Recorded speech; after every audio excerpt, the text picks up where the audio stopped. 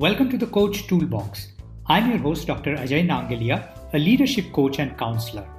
This channel supports your professional and personal development as a leader with research-based and practice-focused learning.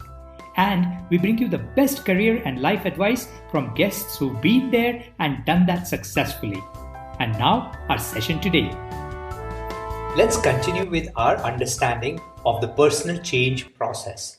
This is part 2 of this series. In our conversation today, we're talking about specific strategies that you can use in each phase of the personal change process. Now, this is part 2 of our series on understanding this personal change process. So if you've not listened to part 1, then you'll find it really helpful to listen to that first and then come back to this episode. As a quick review, remember the 6 stages in the TTM change process or the Prochaska model of personal change. These are pre-contemplation, contemplation, preparation, action, maintenance, and relapse. We've understood what each one is in our last episode. So today, my focus is to share with you some do's and don'ts for each stage so that you can support yourself or someone else effectively. So let's start with the first stage. The first stage is pre-contemplation. And remember, in pre-contemplation, the person is not even thinking about change. So what do you do? What are the best strategies to work with somebody who is in this stage, or perhaps you are in this stage? Though it will be hard for you to even recognize that you are in this stage. So step 1 is to invite the individual to start thinking about change. Invite the individual to start thinking about the change. Share some personal experience you've had of implementing the change or some adverse consequences of not doing so. You could give examples of others who have had success with this particular change process.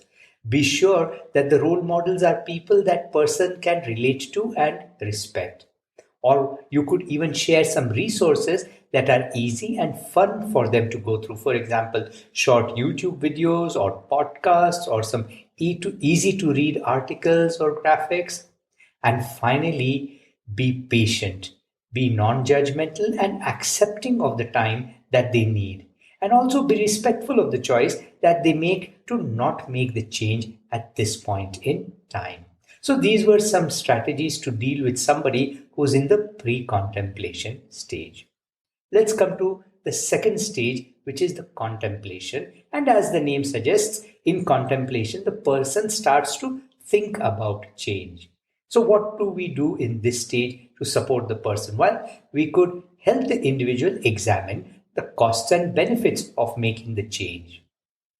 Share data with them so that you can help them see the advantages of making the change and the consequences of not doing so. Give them ways and tips that they can start this journey in very simple baby steps so that they do not feel overwhelmed with the change process. Encourage them, involve them, make it a fun process. Help them to get their own social network involved. Connect them with others who are also on the journey. Once again, remember to give them time and space to work things out on their own. Be supportive without being pushy. Now we come to the third stage. And in the third stage, which is the preparation stage, the person is ready to take a few baby steps, or there is a more concrete plan to really make the change. So in this stage, address the barriers to full-fledged action. Now is the time to look at how you will start, what is the best way to start. Think about obstacles that might come up and what will be the best way to deal with them. Look at what support you or the person will need and win that support.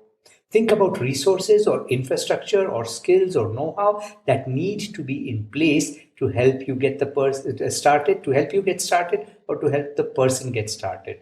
And as you help the person start lining up these elements in proper alignment, the person will be ready for action.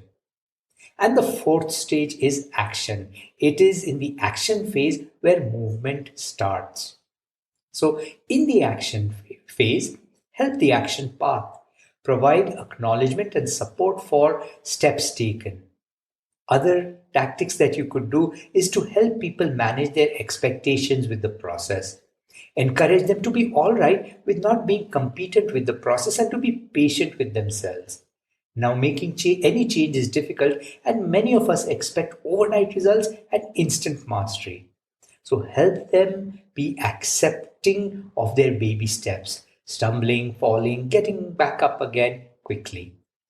Other helpful things in the action phase is to set up a self-monitoring or tracking process to track the activity. Focus on achieving process goals and not monitoring performance goals too closely. So the focus should be on process goals. Working with a coach or an accountability partner can also be very, very helpful at this point in time. The fifth stage is the maintenance stage. Maintenance is when the change has been happening for at least 6 months or so. Then the person is in the maintenance stage. And in this stage, we help the person by monitoring progress, hold the individual accountable, continue to acknowledge and support. Encourage the person to celebrate the milestones reached, especially in terms of achieving their process goals. This can also be the time to review and revise the goals that were initially set, and if appropriate, revise goals to newer settings.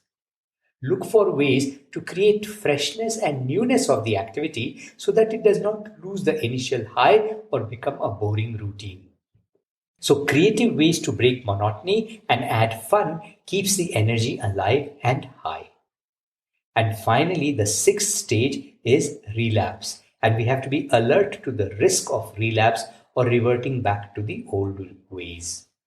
So in relapse, we support our people by promoting problem solving and encouragement, re-engaging efforts toward realistic goals. Most change process and efforts will hit a roadblock or a pothole and can get derailed and off track. It's not a question of if, but when. So a smart strategy is to have a recovery plan in place when there is a relapse. Recovery from relapse can be supported if the person works with a coach or a counselor or even an encouraging friend. Be compassionate towards oneself by recognizing that relapse is part of the journey. Reset and restart with goals that may be more appropriate to the current context, and then go back to the earlier phases and follow the most helpful strategies. Remember that relapse does not mean failure. It is part of the cycle and often a starting point to the next level of development and achievement. So get back on track. As we bring our conversation to a close for today, I trust these strategies to manage personal change have been helpful for you. Feel free to adapt them to suit you and your context and experiment with different things that work for you. There is no right or perfect answer, so find the balance that works best for you. In addition to our conversation today, there are 3 more episodes on personal change that would be really valuable for you to listen to. Just scroll down the list of episodes to listen, especially the episodes on making lifestyle changes stick, using your social network to support your change behavior, and part 1 of this episode. In addition, there are some earlier episodes that you will find particularly helpful if you're looking at making any changes related to your own wellness and fitness. So check out these previous conversations and be sure to subscribe to the channel. And if you'd like to work with a health and wellness coach, do connect with me and let's talk about how best I can support you. Good luck. And that's it for today. Thank you for listening. Please connect with us on coachtoolbox@gmail.com. We'd love to hear from you.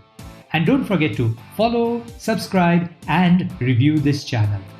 Details of our ICF-approved coach training programs and our services as executive coaches and coaching supervisors are on www.globalcoachtrust.org. See you in our next session.